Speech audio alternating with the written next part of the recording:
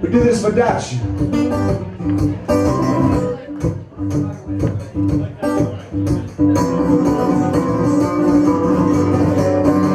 They call him the Dutchman, play the blues everywhere I go.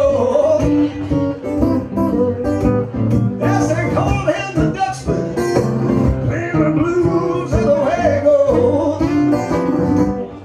And a whole lot of trouble, letting everybody know. Yeah, so there's Dutch connections everywhere, and I guess that's the sort of thing with Dutch, isn't it? Well, he was around for for all of us in the scene. Dutch had just always been there.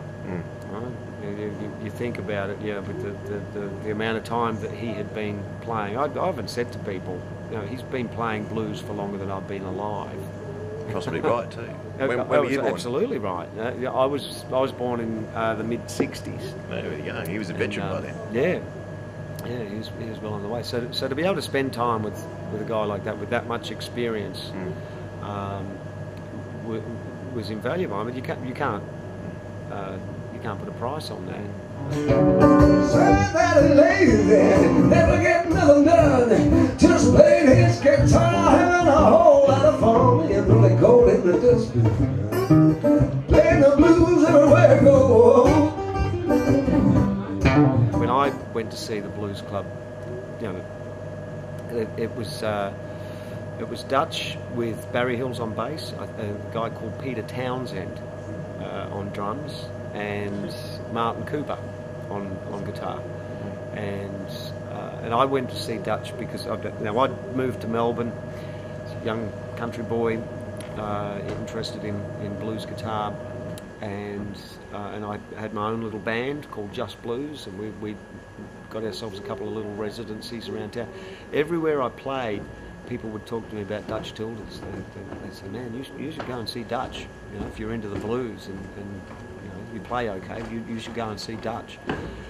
And you know, to my great shame, at that point I hadn't heard of him, but I went along to the Windsor Castle on a Monday night.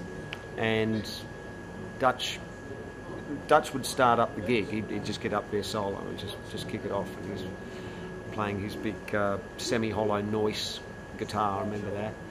And within, I don't know, 2 or 3 bars, my jaw just hit the floor, and I knew I was seeing greatness. You know, this guy was the real deal. I knew a few guys around the place that were blues enthusiasts and you know were good at playing the versions of these old Muddy Waters records and Howlin' Wolf and stuff. But Dutch was the real deal. This was a blues man, and he'd obviously lived the life and could play the stuff. And I turned to my girlfriend at the time and I said, "I've got to get to know that man. I have to know that man." In a whole lot of trouble, letting everybody know. Did you get to know him that night, or how long? Oh no! I was too afraid to speak to him for how long months. Were you? Months, but I religiously went to the Windsor Castle gig for a long time, but I just hung back. I didn't feel I was even ready to. You know, to speak to him, let alone ask if I could sit in, because this was part of the gig that Dutch would do the first set with the Blues Club.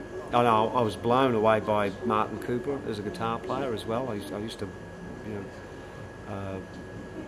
take in all these lead guitar solos and just how the whole band worked and how Dutch led it and took control. And he was very charismatic, very. People were just sort of drawn to him, and. He wasn't the most polite guy. Chris and I were talking about it. If you didn't know him, you'd just think he was a rude, obnoxious, if you didn't know he was a genius, unpleasant person. Well, it's I don't know. There's something about the way that he would tell you to fuck off that you would take as almost a compliment. Dutch told me to fuck off. I said he drinks too much. I said he smokes too much. Some people say he would make love too much. Call him a Dutchman.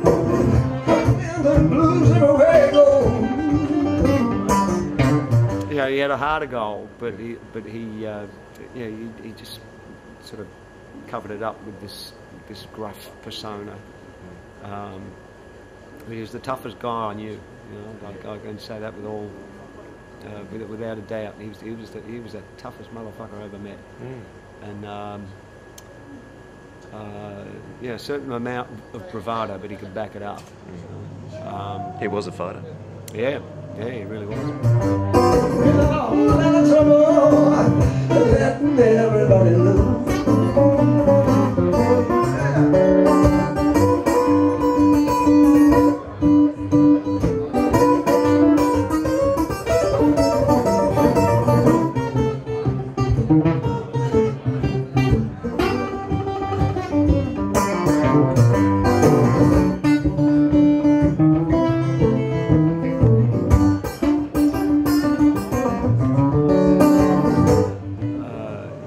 Getting to play with him, and I was just a kid, really. I'm still amazed that when Martin decided to move on,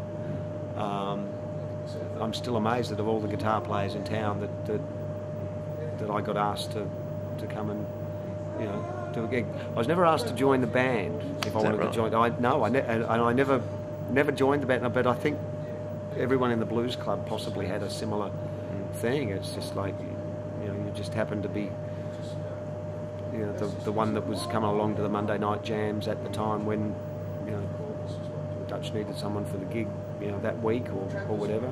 I guess it was being asked along for the really important things like the screening of that ABC special. Yeah, and I can't recall how that was, at that stage, how that was booked, whether I got the phone call just for that gig, because it was pretty early on of my time playing in the band. I didn't really feel I was part of the band at that point. It was still like, okay, I'm filling in for Martin, because they need someone to, fulfill that chore. But I'm thankful I got to do it, no doubt. But I wound up playing with Dutch for about 6 years, until the mid-90s, and then until the point where I decided I had to go on and do other things. And that was kind of painful, leaving the band. How did Dutch take it? We actually Dutch was fantastic. He his words to me at one point, he said, "Well, I'm surprised you stayed with me as long as you did." So he made it really easy for me. But I found it really difficult, and I probably stayed for longer than I should have, because I was just, I'm a songwriter, and I put my own bands together. I've just got my own musical ideas and my own. I've just had my own path to go on, and Dutch knew that. And I think he's known that with most people that have worked with him. Or he probably wouldn't have worked with you. So, look, it's just a chapter of my career that I cherish, because I not only got to meet that man and got to know him a little, got to share a beer with him, got to talk about blues music, but I got to work with him, and I have that working relationship that went on for a very long time. You were part of his journey. Jeff Asherson, thank you very much. Yeah, thank you, Derry. Cheers.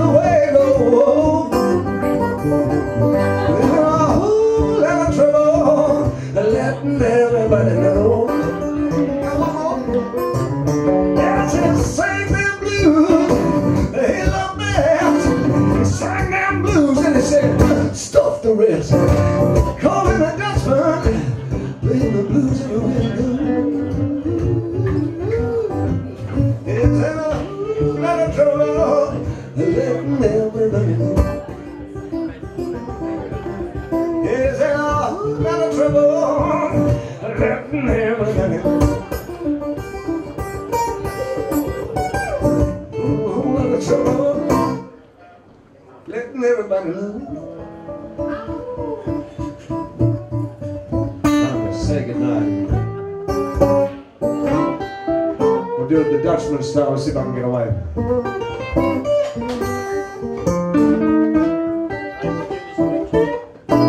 He says so long. Say night. Now he does ain't. Arigato. Do you now calculate a hot potato?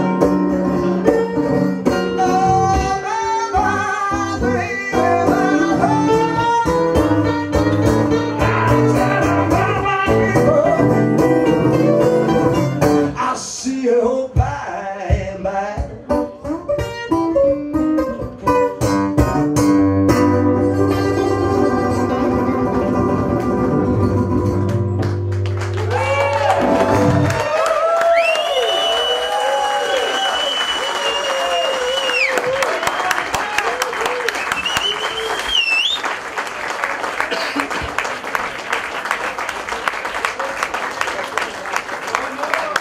Welcome back to Barrow Workers.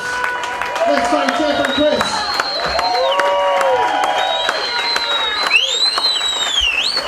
Ah, comrades. Look at that.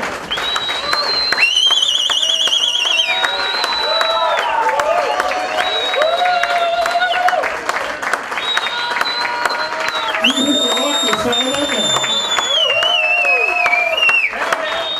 Look, there's a chance I might do one more. Yes, sir! That's right, comrades. Make them feel real good here at 74 in this stuff.